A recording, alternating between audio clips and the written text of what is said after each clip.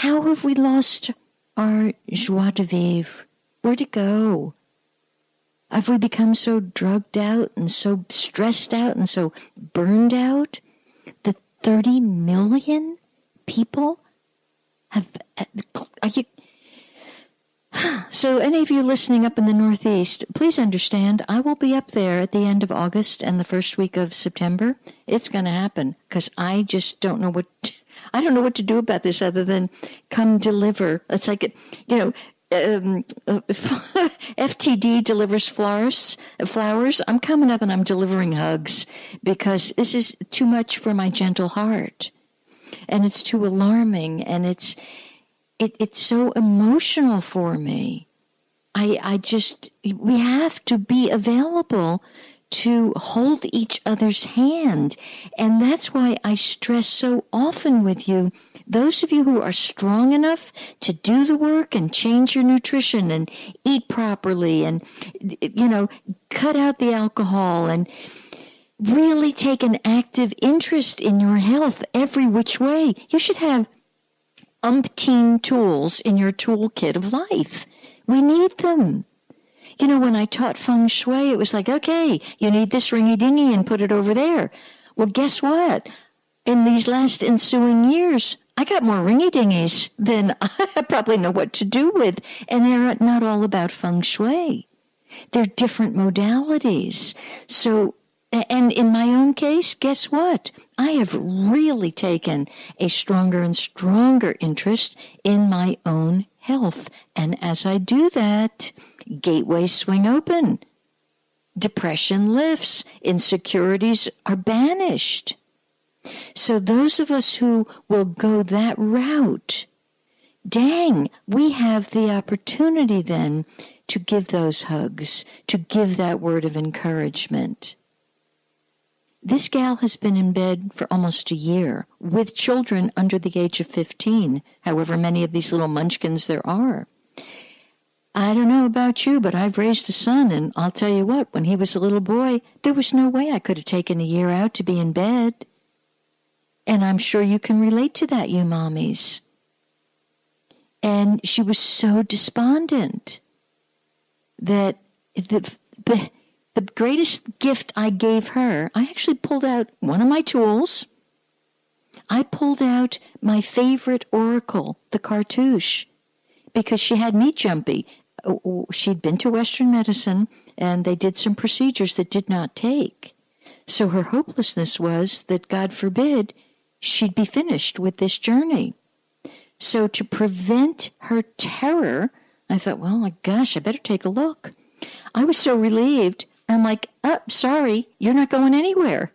Well, we both had to laugh because it was my approach was such a back door. Oh, no, sorry, you may have thought you could go home now, but you're not going anywhere. You're staying put. She just about had a meltdown.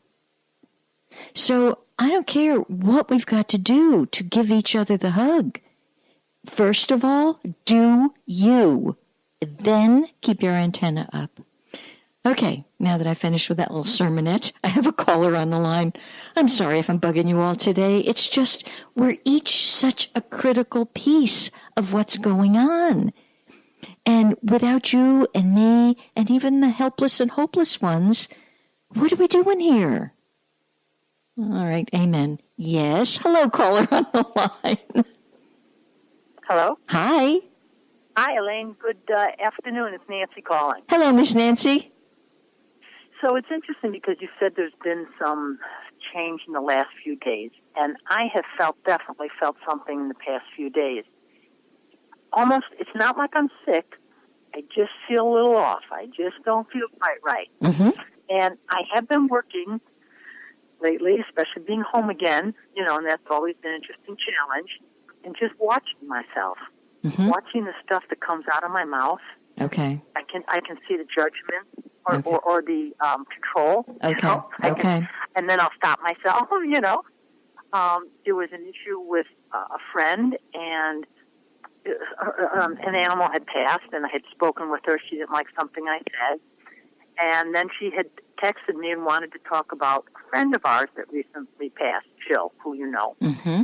And I simply texted her back saying, I haven't made peace yet with the conversation, and as you would say, haven't dropped it yet. Okay. With the conversation we had, and I just briefly touched base about it.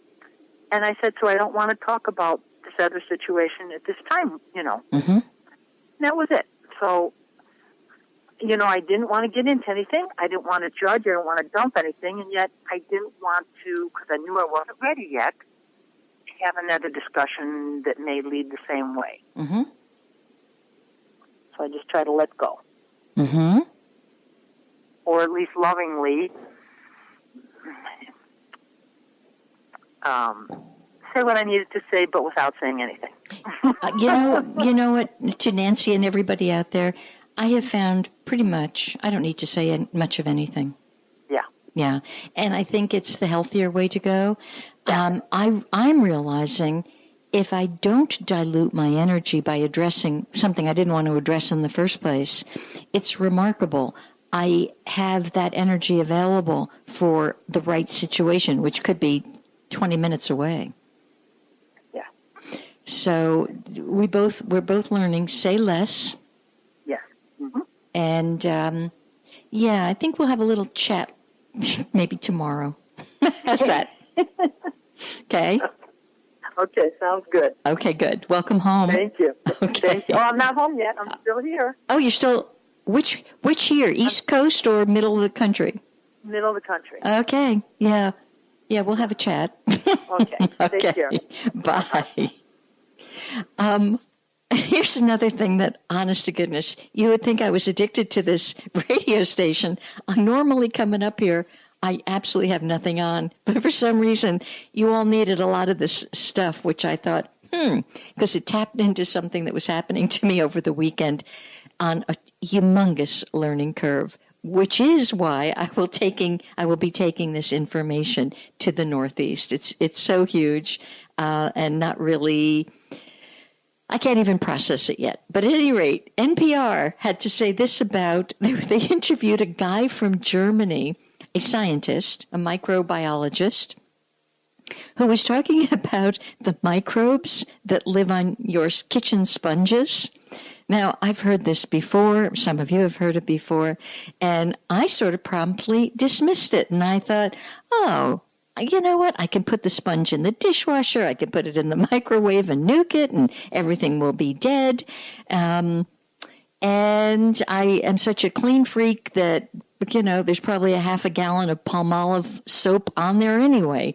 So what he had to say was, your microwave and your dishwasher actually could possibly be doing more damage, and they're making some of the bacteria that's living on these things worse. I'm like, oh my gosh.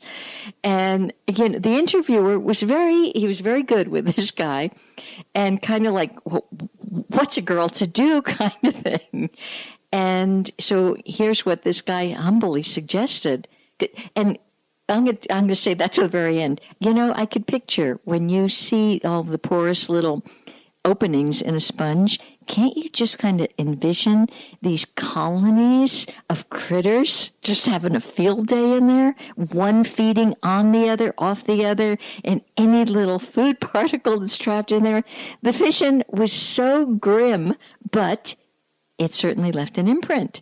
And so now I will be doing exactly what he said, although I actually don't use a sponge that often. I use an old-fashioned thing called a dishcloth, and I wash it every day. So here's what he suggested for you spongers. He suggested that you get rid of them at least every 10 days, at least. And if I were going to go back to the old sponges, and my mom used a sponge when we were growing up, I can remember thinking back now, those sponges could be around for about a year and a half until they totally disintegrated. And nobody ever thought of throwing them away or thinking, what could possibly be living in there? Because you rinsed it out. It's good to go. So I did have to share that with you because, whoa.